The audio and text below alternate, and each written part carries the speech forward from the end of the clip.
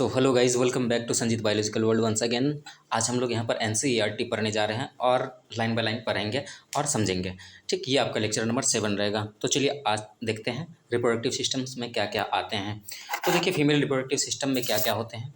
यहाँ पर एक पेयर्स ओवरी दिखेंगे, एक पेयर्स ओविडक्ट दिखेंगे, एक यूट्रस, एक सर्विक्स, एक वेजाइना, और फिर एक्सटर्नल जेनेटेलिया जो कि पेल्विक रीजन में लोकेटेड होते हैं। ये क्या होता है कि एक्सटर्नल मतलब आपके रिप्रोडक्टिव ऑर्गन्स को क्या होता है, प्रोटेक्ट करता है इन्फेक्शियस एजेंट से। अब देखिए these parts of system along with pairs of mammary glands are integrated structurally and functionally to support the process of ovulations, fertilisations, pregnancy, birth and child care. तो आप ये देख रहे हैं कि ये यहाँ पर हम लोग मेमोरी ग्लैंड्स को भी रिप्रोडक्टिव ग्लैंड्स में काउंट करते हैं। क्यों करते हैं? क्योंकि ये इंटीग्रेटेड होते हैं, क्योंकि ये फंक्शनली और स्ट्रक्चरली मदद करते हैं या फिर क्या कहते हैं, सपोर्ट करते हैं प्रोसेस ऑफ रिप्रोडक्शंस को। जैसे कि ओवुलेशंस में मदद करते हैं, फर्टिलाइजेशंस में मदद करते हैं, प्रेगनेंसी में, बर्थ और चाइल्ड केयर में। ठीक, तब ओवरीज आर, हाँ, ओवरीज जो है आपकी क्या होते हैं कि प्राइमरी सेक्स ऑर्गन्स होते हैं। क्यों क्यों होते हैं? क्योंकि ये फीमेल गैमेट को प्रोड्यूस करते हैं, यानी ओवम, ओवा या फिर एग। ठीक, और साथ ही साथ में कुछ स्टेरॉइड्स हार्मोन, जैसे कि ओवेरियन हार्मोन्स भी कहते हैं। अब ईस्ट्रोजन के बारे में आप सुने होंगे, हम तो बताए हुए थे एस्ट्रोजन। ठीक, तो ये फीमेल सेक्स हार्मोन्स हैं, वो रिलीज करते हैं। तो ये क्या करता है? अब ईस्ट्रोजन का फंक्शंस क्या होता है? ये सेकेंडरी सेक्सुअल कैरेक्टर को डेवलप भी करवाता है, साथ ही साथ आपका ओवुलेशंस भी इंड्यूस करता है। ठीक, क्योंकि ग्राफियन फॉलिकल को स्टिमुलेट करता है मैच्योरेशन के लिए। आए समझ में? तो चलिए आगे की तरफ बढ़ते हैं हम लोग। अब देखिए the ovary located on one on each sides of the lower abdomen. Each ovary is about 2 to 4 centimeter in length and is connected to the pelvic wall and the uterus by ligament. Each ovary is covered by a thin epithelium which encloses the ovarian stroma. The stroma is divided into two zones, a peripheral cortex and the inner medulla.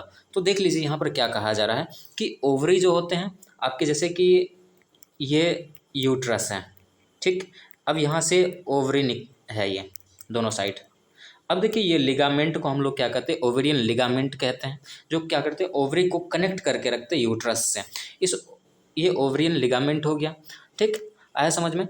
अब क्या कहा जा रहा है कि अगर इसके dimensions देखें कि कितना होता है, 2 to 4 सेंटीमीटर इन लेंथ होते हैं।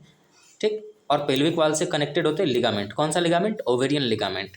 ठीक, और etch ovary is covered by, हाँ, ओवरी क्या चीज़ से कवर्ड होते हैं? इपिथेलियम से। क्या चीज़ से? इपिथेलियम से कवर्ड होते हैं, जो स्ट्रोमा को कवर कर रहे होते हैं।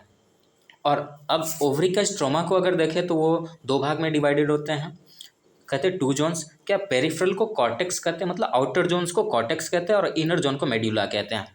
ठीक, आया समझ में? तो चलिए आगे देखते हैं। अब देखिए यहाँ पर क्या कहा, ये तो आपका ये ऑर्गन्स हुआ। अब ये देख लीजिए, ये आपका वेजाइनल ऑरिफिस रहा, ये आपका रेक्टन, क्या कहते हैं, ये एनल ओपनिंग हुआ, ये एनस है, और ये इधर से जो ये दिख रहा है आपको, ये क्या कहते हैं कि रेक्टल, या फिर कह सकते हैं ये इधर से आपका क्या होता है कि फेसिस पास होता है। ठीक, और ये आपका वेजाइनल ऑरिफिस हुआ, फिर यहाँ पर सर्विक्स हुआ, और ये पूरा का पूरा यूट्रस हुआ। ठीक, तो ऐसे ही इंक्लाइंड होते हैं। ठीक, इंक्लाइंड क्यों होता है? क्योंकि ये ओवरलैप्स से प्रोलैप्स से बचाते हैं, सॉरी ओवरलैप्स नहीं, प्रोलैप्स से, यूट्रस को प्रोलैप्स होने से बचाते हैं, इसलिए ऐसा होता है। ठीक, आया समझ में? ये आपका यूरिनरी ब्लैडर रहा, और ये प्यूबिक सिम्फेसिस। चलिए आगे देखते हैं। और ये देखिए आउटर पार्ट को हम क्या कहते हैं? आउटर, और क्या, लेवियम मेजोरा और लेवियम माइनोरा। तो लेविया माइजोरा को हम लार्जर लिप कहते हैं। ये आपको एक्सटर्नल जेनेटिलिया का पार्ट है।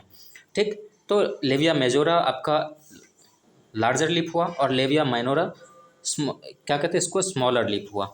चलिए आगे देखते हैं, इसको डिटेल में पढ़ेंगे हम लोग। ठीक, तो चलिए आगे देखते हैं।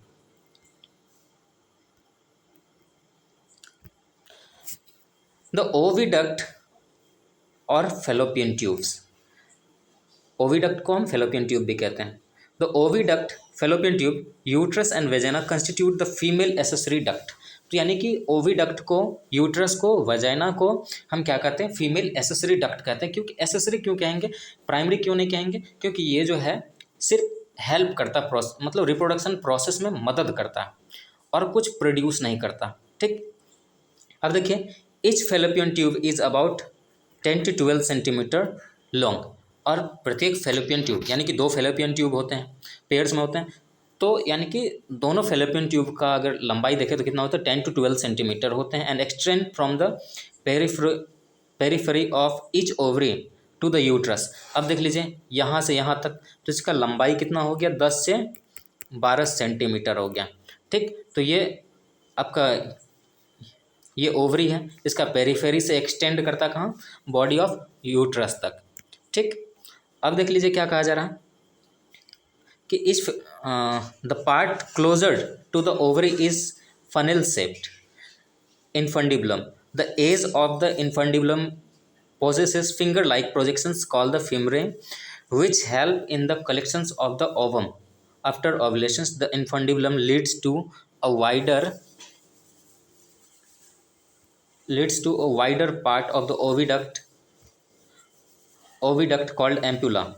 The last part of the oviduct, isthmus, has a narrow lumen and it joins the uterus. तो चलिए पहले हम उस साइड, पहले वाले स्लाइड को समझते हैं। ये तो क्या कहा जा रहा है कि अब देख लीजिए, ये फेलोपियन ट्यूब का जो पार्ट होता है ओवरी के आसपास, ये देखिए फनल शेप का हो गया, जिसको हम क्या कहते हैं, इन्फंडिबुलम। और इससे जैसे आगे बढ़ते तो यहाँ पर ये देख लीजिए फिंगर लाइक प्रोजेक्शंस दिखते हैं, इसको हम क्या कहते हैं, फिमरे कहते हैं। और ये क्या करते हैं कि मतलब एग को कैरी करने में मदद करता है। ठीक, which help in the collections of ovum after ovulations. तो ये बात तो हम बता दिए। अब इन्फंडिबुलम फिर आगे चल के क्या होता है कि वाइड हो जाता है। ठीक, वाइडर पार्ट बन जाता है, जिसको हम क्या कहते हैं, एम्पुला कहते हैं। ठीक, अब the last part of oviduct, जिसको हम क्या कहते हैं, इस्थमस, वो फिर आपका नैरो हो जाता है, समझे। And it join the uterus, फिर ये यूट्रस को ज्वाइन कर लेता है। The uterus is single and it is also called womb. तो यूट्रस सिंगल होते हैं और इसको क्या कहते हैं, हम वुम्ब भी कहते हैं। The shape of uterus is like inverted pears. तो ये अगर इसका शेप के बारे में बात करें तो क्या होता है, पियर्स को उल्टा कर दीजिए, यानी कि इन्वर्टेड पियर के जैसे दिखता है। It is supported by ligament attach to the pelvic wall. और ये किससे सपोर्ट होते हैं, लिगामेंट से, जो कि पेल्विक वाल से इसको अटैच करके रखता है। ठीक, the uterus open into vagina. अब यूट्रस जो आपको कहाँ ओपन हो रहा है, वेजाइना में ओपन हो रहा है, थ्रू नैरो सर्विक्स। कहाँ से, नैरो सर्विक्स के पास आके ओपन हो जा रहा है। ठीक, और सर्विक्स कैसा है, नैरो है। ठीक, the cavity of the cervix is called cervical canal. और सर्विक्स का जो कैनाल होता है या फिर ओपनिंग होता है, उसको हम क्या कहते हैं, सर्वाइकल कैनाल कहते हैं। Which along with vagina forms the birth canal, जो वेजाइना के साथ जुड़ करके क्या बनाता है, एक बर्थ कैनाल बनाता है। ठीक, the wall of the uterus has 3 layer. अब यूट्रस का 3 लेयर होता है, मतलब यूट्रस का वाल का 3 लेयर होता है। सबसे बाहर वाला पार्ट को हम कहते हैं पेरीमेट्रियम, फिर मिडल वाला पार्ट को क्या कहते हैं, मायोमेट्रियम, और अंदर वाला पार्ट को क्या कहते हैं, इंडोमेट्रियम। और ये क्या कहते हैं कि आपका ये इंडोमेट्रियम ही क्या होता है, मेंस्ट्रुअल साइकिल के समय में यही थिक होता है और फिर मेंस्ट्रुअल फ्लो के दौरान यही टूट करके बाहर आता है। ठीक, साइक्लिकल चेंजेस में, तो वही यहाँ पर लिखा हुआ। ठीक, तो क्या कहता है, endometrium undergoes cyclical changes during menstrual cycle while the myometrium exhibit strong contraction during delivery। और मायोमेट्रियम की बात करें तो मायोमेट्रियम आपका स्मूथ मसल से बना हुआ होता है और ये कॉन्ट्रैक्शन प्रोड्यूस करता है ड्यूरिंग द पार्चुरेशंस। ठीक, तो चलिए आगे देखते हैं। अब फीमेल एक्सटर्नल जेनेटलिया इंक्लूड। अब फीमेल एक्सटर्नल जेनेटलिया में क्या क्या आता है, मॉन्स प्यूबिस आता है, लेविया मेजोरा आता है, लेविया माइनोरा आता है, हाइमेंस एंड क्लाइटोरिस आता है। अब ठीक, तो मॉन्स प्यूबिस वाला जो एरिया होता है वो क्या होता है कि थिक एरिया होता है, जिसमें कि एडिपोज टिश्यू का बहुत ज़्यादा डिपोजिशन होता है और ये कवर्ड बाय हेयर्स होते हैं। ठीक, समझे। और फिर उसमें आपको लेविया मेजोरा, जिसको हम लार्जर लिप कहते हैं, लेविया माइनोरा जो कि क्या कहते हैं, स्मॉलर लिप, और फिर हाइमेन ये क्या होता है कि एक मेम्ब्रेन होता है जो क्या होता है कि नॉर्मली वर्जिनिटी का साइन शो करता है। और फिर क्लाइटोरिस की बात करें तो ये क्या होता है कि organ homologous to glans penis of men, क्योंकि ये भी इरेक्टाइल्स नेचर के होते हैं। ठीक, अब मॉन्स प्यूबिस की बात करते हैं। Mons pubis is cushion of fatty tissue covered by skin and pubic hair, तो आपको बता ही दिए। ठीक, तो ये क्या होता है, मॉन्स प्यूबिस कुशन जैसा होता है। ठीक, फ्लफी होते हैं क्योंकि इसमें फैटी टिश्यू डिपॉजिट होते हैं और इसके ऊपर स्किन्स होते हैं और प्यूबिक हेयर्स भी पाए जाते हैं। ठीक, अब लेविया मेजोरा क्या है, और फ्लैसी फोल्ड ऑफ टिश्यू, तो ये क्या होता है, टिश्यू का फ्लैसी फोल्ड होता है, मतलब which extend down from the mons pubis and surround the vaginal opening. तो ये क्या कहते हैं कि आपका ये मॉन्स प्यूबिस से स्टार्ट होता है और वेजाइनल ऑरिफिस के पास जाके एंड होता। ठीक, अब लेविया माइनोरा की बात करें तो ये भी पेयर्ड होता है, और paired fold of tissue under the labia majora. अब लेविया मेजोरा के अंदर वाला जो एरिया होता है वो इससे कवर होता है लेविया माइनोरा से। ठीक, जिसको हम स्मॉलर लिप भी कहते हैं।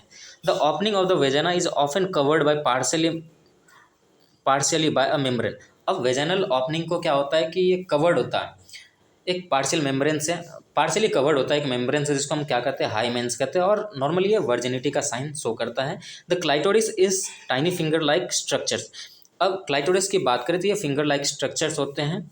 Lies at the upper junctions of the labia minora above the urethral opening. तो यूरेथ्रल ओपनिंग के जस्ट अबव में क्या होता है, लेविया माइनोरा के जंक्शंस पे ये क्लाइटोरिस प्रेजेंट होते हैं और फिंगर लाइक प्रोजेक्शंस हैं। ठीक, द हाइमेन इज ऑफन। अब देखिए यहाँ पर आगे बात करते हैं हाइमेंस की। तो हम बोल रहे थे कि ये आपको वर्जिनिटी का साइन शो करता है, तो देख लीजिए आगे क्या कहा जा रहा है। तो hymen is often torn during the first coitus और इंटरकोर्स। तो ये क्या होता है कि हाइमेंस की बात करें तो ये कब आपका ब्रेक होता है, फर्स्ट इंटरकोर्स या क्वाइटस के समय, या फिर और अलग कारण से भी ये इंटरप्ट हो सकता है या फिर ब्रेक हो सकता है। क्या हो सकता है, सडन फॉल या jolt, insertions of the vaginal tampon. ठीक, या फिर active participations in some sports like horse back riding, cycling etcetera. तो यानी कि अगर हाइमेंस की ब्रेकिंग की बात करें तो ये ऐसा बात नहीं है कि नॉर्मली इंटरकोर्स के टाइम ही ये ब्रेक होता है, ये और कारण से भी हो सकता है। क्या हो सकता है, स्पोर्ट्स या जैसे हॉर्स बैक राइडिंग, इसके कारण से हो सकता है, फिर साइकिलिंग के कारण से हो सकता है।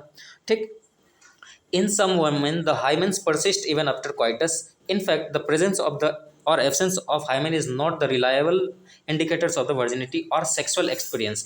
तो यहाँ पर ये कहा जा रहा है कि मतलब हाइमेन का होना या ना होना ये वर्जिनिटी को शो नहीं करता है, क्योंकि आपको अभी पता चल गया है कि इसका जो है ब्रेकिंग और कारण से भी होता है, ऐसा नहीं है कि सेक्सुअल इंटरकोर्स के कारण से ही हो। और दूसरा क्या बोला जा रहा है कि इसका प्रेजेंस, और ये जो है दूसरी बात ये बोला जाता है कि किसी वुमेन्स में क्या होता है कि इवन आफ्टर सेक्सुअल इंटरकोर्स ये हाइमेन परसिस्ट होता है, मतलब प्रेजेंट रहता है। इसका मतलब कि वर्जिनिटी है या नहीं है, इसमें तो हम इसको नहीं कर सकते हैं। ठीक, इसको नहीं लिख सकते, इंक्लूड नहीं कर सकते हैं। ठीक, तो साइन ऑफ वर्जिनिटी शो नहीं कर सकता। ठीक, प्रॉपरली। चलिए आगे देखते हैं।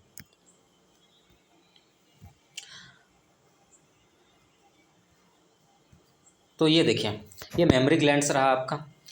ठीक, तो अब पीछे देखिए ये रिब्स का, ये रिब्स रहा आपका, ये रिब है, फिर रिब्स के बीच में फिर मसल्स रहा।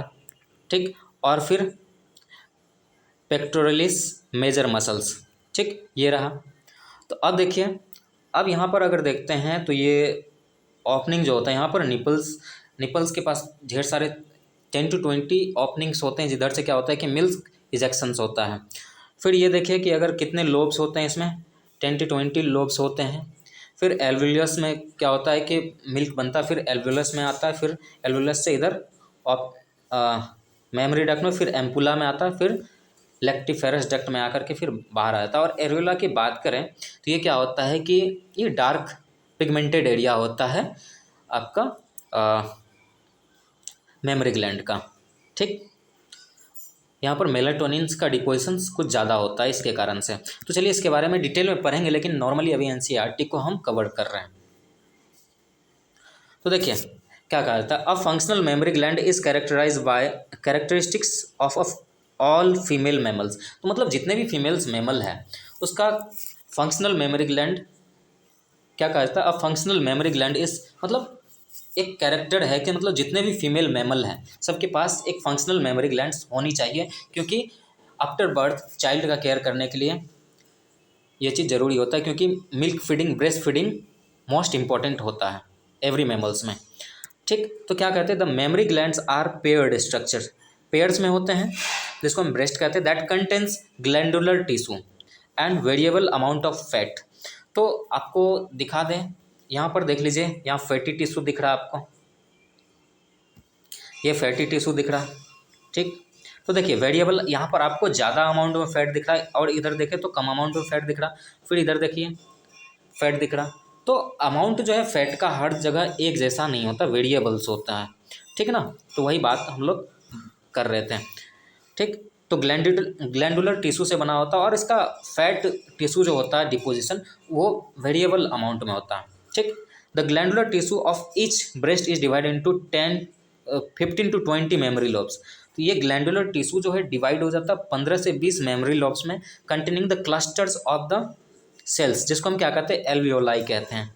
ठीक, the cells of alveoli secrete milk. अब एल्वियोलाई क्या करता है कि मिल्क सीक्रेट करता है, which is stored in the cavities lumens of alveoli.